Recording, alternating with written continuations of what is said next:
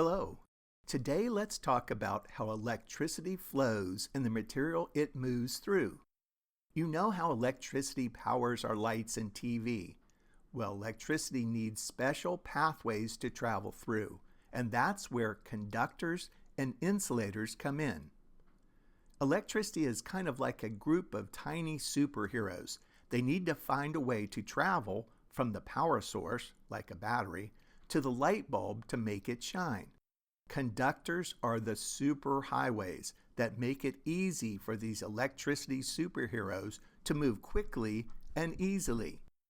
Metals like copper, aluminum, and silver are excellent conductors. They allow electricity to flow through them very well.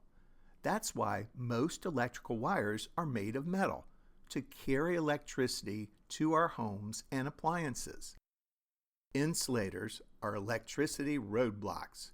Now imagine we want to keep those electricity superheroes from going everywhere and causing trouble. That's where insulators come in. Insulators are materials that block or slow down the flow of electricity. They're like roadblocks that stop the superheroes from going where we don't want them to go. Materials like rubber, plastic, wood, and glass are all good insulators.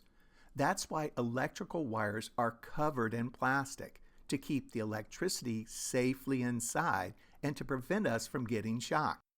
And that's why the handle of many tools are made of rubber or plastic. Conductors and insulators work together to make electricity safe and useful for us. Think about a light bulb. The electricity flows through a metal wire, a conductor, inside the bulb to make it light up.